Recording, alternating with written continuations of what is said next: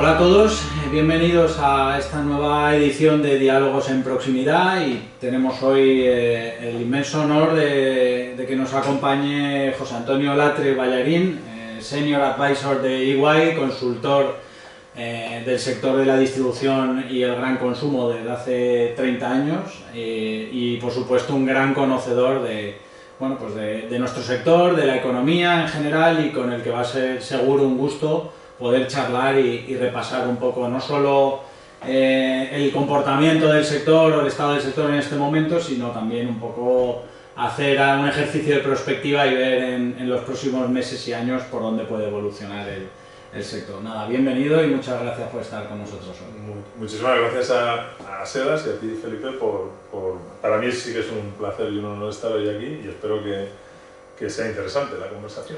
Al final todo este trabajo, este servicio que hace este sector por el conjunto de los ciudadanos, lo hacen en el sector de la distribución alimentaria pues más de 400.000 personas en lo que se conoce como distribución organizada y casi 1 millón de personas si incluimos todo el comercio detallista, pescadería, carnicerías, etcétera, ¿no? Si a eso le sumamos todo el resto de la cadena estamos hablando de 2,5 millones de personas, pero a nosotros nos preocupa mucho la escasa consideración social y diría que política que tienen los trabajadores de las empresas de la distribución alimentaria. Al final la imagen mental que mucha gente se hace de este sector son a lo mejor 4 o 5 empresarios y nunca se hace la gente la imagen.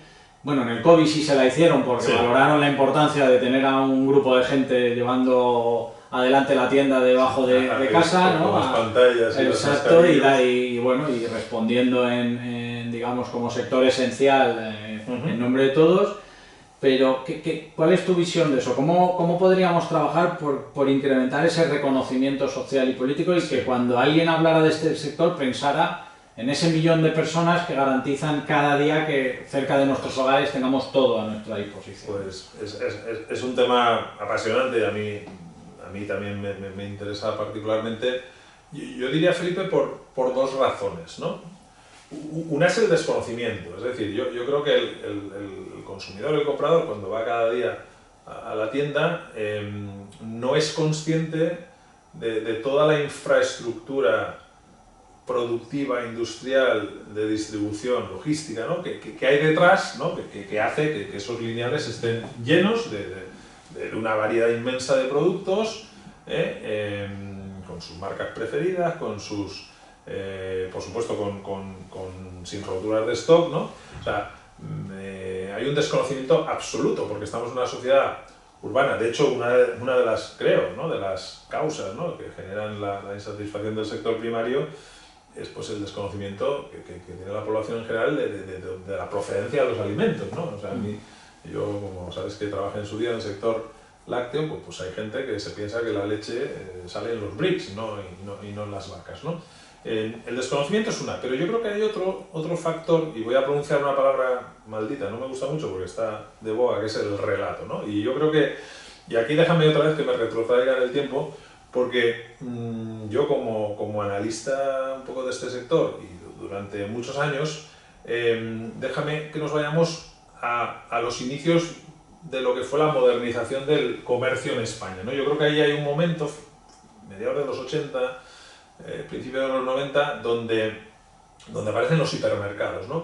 Yo creo como gran catalizador de la modernización, ¿no? del sector minorista de distribución. Claro, los hipermercados, gracias a sus economías de escala en compras, en logística, en las propias operaciones de tiendas, ¿no? Tiendas de 10.000 metros que son muy eficientes, ¿no? con ese enfoque a los grandes volúmenes promocionales, pues abaratan estructuralmente el coste, ¿no? El precio de los productos y además con una variedad infinita, ¿no? En aquel momento se acuña un término que para mí es peyorativo, que es el de grandes superficies, ¿no? Yo creo que cuando alguien habla de grandes superficies es como cuando hablan de macrogranjas. Eso ya, por definición, predispone a que sea malo, ¿no? Entonces yo digo que esto es un poco como la lucha entre David y Goliat, pero a diferencia del relato bíblico, aquí el que gana es Goliat, ¿no? Y Goliat le gana a David, ¿no? Y en aquella primera época, y hace muchos años, pues lógicamente la modernización ¿no? Sobre todo expoliada por los hipermercados, pues se llevó por delante, pero por razones puramente de eficiencia económica, a lo que eran pues las decenas de miles de tiendas de ultramarinos, entre ellas la de mis padres. Mis padres tenían una tienda de ultramarinos, o sea que lo he vivido muy de cerca, ¿no? Sin embargo, si seguimos analizando lo que ha pasado con la modernización del sector, a partir, yo diría, de la década de los 90 y en adelante hasta hoy, hay una segunda etapa que a mí me gusta definirla como la guerra entre los formatos comerciales, ¿no? Porque en este caso resulta que operadores cuyo modelo de tienda está basado en el supermercado, pues son capaces de montar centrales de compra, de montar plataformas logísticas, por lo tanto, de tener las mismas ventajas competitivas que tenían los grandes hipermercados, que eran costes bajos y por lo tanto la posibilidad de ofertar un surtido con precios bajos, y a esto le añadían otro valor muy importante para el consumidor, que es la proximidad, ¿no? Que yo creo que está en la esencia de vuestra de Aseas, ¿no? Por lo tanto, ahora lo que tenemos es eso mismo, pero porque el volumen, claro, no te lo daban pocas tiendas grandes, sino muchas tiendas medianas, pequeñas, ¿no? Y los que estamos en el sector sabemos que los formatos ganadores en los últimos años han sido los supermercados, pequeños, medianos, grandes, ¿no? Pero esencialmente los supermercados de proximidad, ¿no? Y claro, aquí ya no hay Davides, ¿no? Porque aquí estamos hablando de competencia entre cadenas que todas son importantes. Por lo tanto, yo creo que el relato ha ido a buscar el David en la competencia vertical en la cadena de valor. Es decir, ahora los Davides son las pymes industriales, aunque ahí en el sector industrial pues también hay operadores grandes, y sobre todo pues el sector primario que por definición está siempre muy fragmentado, ¿no? Entonces se ha creado, yo creo, este relato un poco siempre de pensar que hay unas muy grandes empresas, ¿no? Que están poco menos que condicionando el sector. Y yo aquí quiero dar dos datos, Felipe, y yo creo que habría que insistir mucho porque bueno, a veces hay gente, compañeros míos, que dicen el dato mata el relato. Bueno, el dato hay que contarlo muchas veces porque el relato es muy tozudo, ¿no? Yo quería dar dos datos, ¿no? El primero es, vamos a ver, cuando yo escucho hablar de oligopolios en la distribución alimentaria española, siempre digo lo mismo. Y estaba repasando los datos para esta entrevista, ¿no? Digo, a ver, la cuota de mercado de los 5 primeros operadores en España, lo miré la semana pasada, está en el 51%, ¿de acuerdo? En cualquier país europeo, quizá con la excepción de Italia, pero Francia, Inglaterra, Alemania, los países nórdicos, el top 5 de la distribución tiene cuotas por encima del 75% del 80%. Es decir, y esto, los que estamos en este sector, sabemos la razón es el éxito que tiene en España el fenómeno de los supermercados regionales, que todos ellos están en vuestra organización, ¿no? Por lo tanto, el sector de distribución alimentaria español es el más competitivo de Europa. Y hay una competencia absoluta que es la que permite que los precios sean óptimos, ¿no? Segundo dato. Vale, hemos hablado de la inflación alimentaria en estos últimos años. Vamos a hacer otro análisis histórico. El IPC promedio alimentario en España desde 2008 hasta 2020, es decir, hasta el último ciclo inflacionista, el promedio anual de todos esos años ha sido el 1,2%, que está muy por debajo del 2%, que es el objetivo, digamos, de inflación óptima, ¿no? Por lo tanto, a los que hablan de estas cosas hay que decirles, señores, el sector, y yo metería aquí una vez más a toda la cadena agroalimentaria española, ha sido capaz durante 2 décadas no solo de proporcionar productos de calidad, en cantidad, con seguridad alimentaria, en variedad, sino a precios bajos, ¿de acuerdo? Y ahora estamos hablando de una crisis de precios pues, que ha tenido su traslación de costes, que ha tenido su traslación en los precios, ¿no?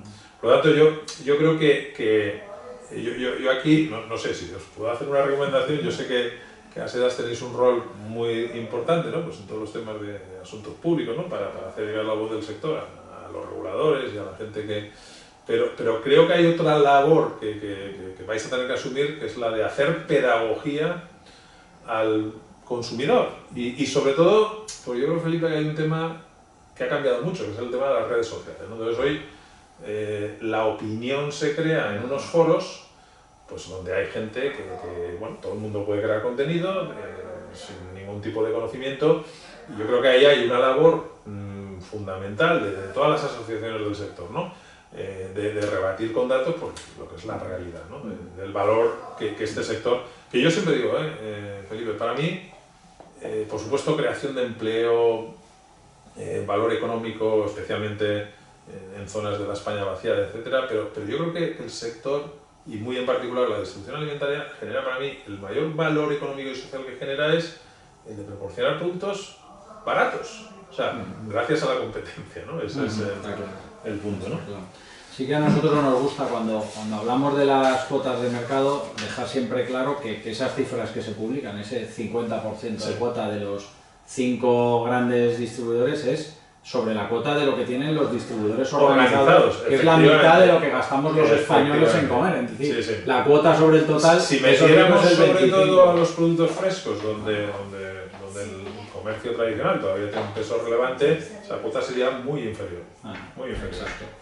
Bueno, y dentro de este sector hay un canal que para nosotros es un poco el gran desconocido, yo creo que para la gente, que es el canal mayorista, que seguramente lo conoces perfectamente. ¿Qué nos puedes decir, sector? Ese sector hace un trabajo diario de suministro sobre todo al canal de hostelería y restauración y demás, casi invisible para los consumidores. Sí. ¿Qué podríamos hacer para que el consumidor lo conociera y lo valorara como debe? Mira, yo cuando preparaba esta conversación contigo y referente a este tema, cuando yo explico el sector a consultores jóvenes y les explico el concepto de los mayoristas, siempre empiezo con una anécdota, si quieres, o una paradoja aparente que siempre les digo, el nombre puede inducir a error, porque normalmente las empresas mayoristas son mucho más pequeñas que las empresas minoristas, ¿no? Salvo grandes excepciones, ¿no?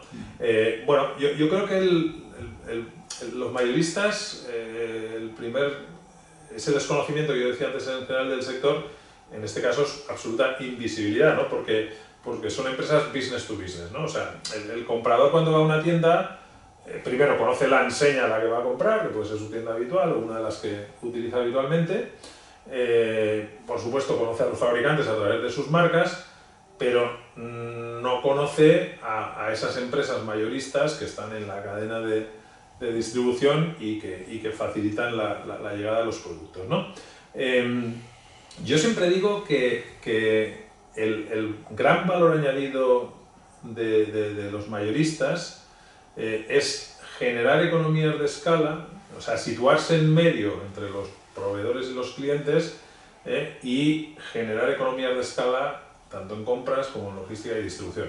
Y pongo un ejemplo muy sencillo para que se entienda, ¿no? Si imaginemos un sector que tuviera 10.000 proveedores, especialistas cada uno en algunos pocos productos, ¿no? Y por el otro lado, 10.000 clientes, ¿no? Y si tratamos de hacer una conexión punto a punto, pues rápidamente veremos que eso, logísticamente, es un desastre, ¿no? Obviamente, pues un mayorista situado en medio hace dos cosas, ¿no? Del lado de la oferta, consolida esa oferta, y del lado de la demanda también agrega la demanda, de manera que, por ejemplo, pueda llegar un camión a una tienda o a un restaurante o un bar con todos los productos que necesita, ¿no? Por lo tanto, hay una razón económica intrínseca que es de eficiencia, que es la que hacen los mayoristas, ¿no? Es cierto que los mayoristas, su estructura depende mucho. Yo he trabajado en ese sector mayorista también y dentro de mis reflexiones una de ellas es que su relevancia en la cadena depende mucho, sobre todo, del grado de fragmentación de sus clientes, ¿no? Y entonces, en el sector alimentario español nos encontramos dos mundos, ¿no? El mundo de los supermercados, consumo para el hogar, donde las figuras mayoristas pues prácticamente han desaparecido porque los propios minoristas han creado sus plataformas logísticas, ¿no? Donde el proveedor puede llegar directamente con trailers completos y ahí pues la intermediación no aporta ese valor añadido, versus la hostelería, ¿no? La hostelería efectivamente la hostelería española, con datos de la hostelería España, la patronal del sector, pues es un sector de 180.000 o más, ¿no? Establecimientos, ¿no? Por lo tanto, tremendamente fragmentado, ¿no? Y en ese sector, los mayoristas siguen dominando la cadena y además estamos hablando de decenas de miles de compañías mayoristas que sirven al sector de hostelería. A ver, también el sector mayorista, ya hace muchos años, generó sus propios modelos de eficiencia. El cash and carry, que yo creo que, bueno, que hablemos nosotros de cash and carry, pues puede parecer una cosa básica, pero mucha gente pues desconoce, ¿no? El autoservicio mayorista, ¿no? Pues es un modelo, ¿no? de distribución donde el propio cliente minorista puede ir y hacer un aprovisionamiento de cesta completa a precios muy competitivos, ¿no? El propio sector mayorista también está en permanente transformación, ¿no? Y yo creo que en este momento yo diría que hay 2 o 3 grandes ejes de transformación. Uno es el propio cash and carry, ¿no? Desarrollando redes de distribución, ¿no? Para llegar al punto de venta, ¿no? Esa última milla que hacen los distribuidores mayoristas pequeños, ¿no? Otra es, y yo creo que no cabe duda que veremos en los próximos años, pues una mayor consolidación del sector, porque precisamente para generar esas eficiencias y en general podríamos hablar de una profesionalización, permítaseme la palabra, porque yo creo que el mayorista, aparte de esta función, digamos, de central de compras y logística para el pequeño establecimiento de hostelería, o no solo hostelería, hay sectores en perfumería, en algunos otros, ¿no? En las tiendas de productos frescos, ¿no? Que los mayoristas son muy relevantes. Siempre que cualquier sector minorista está fragmentado, los mayoristas son críticos, ¿no? Hay otras muchas funciones que realizan, ¿no? Darle financiación al cliente, asegurando un canal de compras para los proveedores. O sea, yo creo que los mayoristas cumplen un rol indiscutible en la cadena, lo que ocurre que por su propia idiosincrasia de ser un negocio business to business, de empresa a empresa, pues siempre serán los desconocidos de este sector, lo cual no quita que obviamente tienen pues, los mismos retos que la cadena en su conjunto, ¿no? Muy bien, pues nada, para terminar vamos a hablar un poco de futuro. Correcto. A ver cuál es tu visión. Recientemente Eurocommerce ha publicado un estudio que cuantifica las necesidades de inversión que va a tener el retail europeo para los próximos años, de aquí a 2030, para afrontar los grandes retos que tiene el sector encima: sostenibilidad, digitalización, talento, que además preocupa mucho a nuestras empresas en la actualidad por la dificultad creciente de encontrar personal para sus tiendas. Y eso hay que hacerlo en este contexto de fin, vamos a hablar de fin de este periodo inflacionario donde, bueno, pues evidentemente las empresas han tenido que afrontar pues estos vaivenes que ya hemos comentado. ¿Cómo ves el futuro del sector a medio y largo plazo? Sí, fíjate, Felipe, que el estudio que citas cifra más o menos la inversión acumulada desde aquí hasta finales de esta década, 2030, en unas cifras que están en torno a 100.000 millones de euros, 100 billones europeos, que por ponerlo en contexto, las cifras absolutas a veces no te dicen mucho, estaríamos hablando de que las empresas de distribución, sobre todo las minoristas, tengan que incrementar sus CAPEX, sus niveles de inversión, entre un 25 y un 50% sobre el nivel de inversión actual, ¿no? Y eso es por las 3 razones que citas, ¿no? Que es la transición, digamos, digital, ecológica y de talento. Yo creo que estas 3 son retos transversales a todos los sectores y empezando por el de talento, que sé que preocupa mucho. A ver, ese es un reto donde competimos todos contra todos, ¿no? Y este sector pues, no es precisamente el más atractivo para ciertas formaciones, por lo tanto esa es un reto. Pero yendo a los otros dos, ¿no? La transformación digital. A ver, mi visión aquí es la siguiente, ¿no? ¿Cómo pueden las empresas de distribución abordar ese ese reto de mayor inversión a futuro, ¿no? Yo diría que lo primero es, tendrá que haber, creo, es una opinión muy personal, un cambio de las, digamos, prioridades de inversión del CAPEX, ¿no? Que llamamos los consultores, del Capital Investment, de las inversiones en capital, desde la expansión de tiendas al remodeling, a la remodelación de las tiendas existentes. ¿Por qué? De otras cosas, porque ya el nivel de saturación comercial, si lo medimos en metros cuadrados por habitantes de España, estamos ya, digamos, en niveles similares al de nuestros peers europeos, ¿no? De los países de nuestro entorno, ¿no? Por lo tanto, la digitalización del punto de venta, que requiere muchas cosas como cajas de autopago, etiquetas electrónicas, cartelería electrónica, no sé, carros incluso que puedan también servir de checkouts, inteligencia artificial para optimizar los layouts. O sea, hay un montón de necesidades de inversión, sobre todo en la parte digital, que para mí, por lo tanto, lo primero que requiere es esa reasignación de presupuestos de inversión de lo que era... De hecho, ya hay algunos competidores relevantes en este país que el número de tiendas netas ya no crece, ¿no? Puede haber reubicaciones, puede haber remodelaciones de tiendas que expandan un poco la superficie comercial, pero yo creo que vamos a ir a un mundo donde las inversiones se van a dedicar más al remodeling que a la mera apertura, ¿no? De tiendas, ¿no? En segundo lugar, yo creo que para afrontar estas inversiones yo no espero que haya mucha ayuda externa, por lo tanto yo en muchos foros digo que, y vuelvo a enlazar con la anterior, la principal prioridad ahora de las empresas de distribución, igual que de los fabricantes, es recomponer los márgenes empresariales dañados para poder acometer con los recursos generados esas inversiones, ¿no?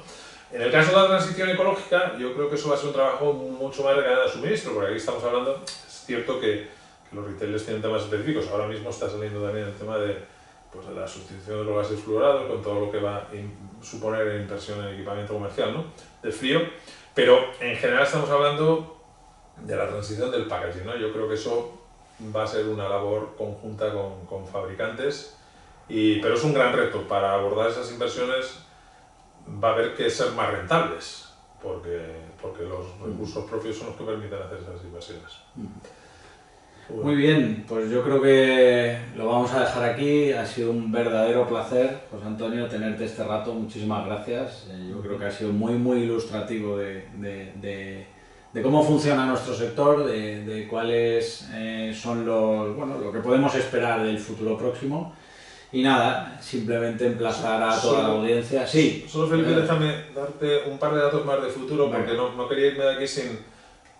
Porque yo, y los que me seguís por LinkedIn lo sabéis, yo soy bastante optimista con el consumo, al menos en el corto y medio plazo. Simplemente quería dar dos datos recientes, ¿no? La contabilidad nacional trimestral del último trimestre del año nos vuelve a dar crecimiento, cuando todo el mundo apuntaba a que íbamos a entrar en una ligera recesión, y el consumo está creciendo a tasas más que razonables. Dos, el Banco de España ha publicado otro informe la semana pasada de la situación financiera de las familias, que lo que nos dice es que las familias siguen en su proceso de desendeudamiento y estamos en niveles de deuda sobre renta disponible similares al 2002 y 18 puntos mejores que el resto de los países de Europa. Yo creo que mientras...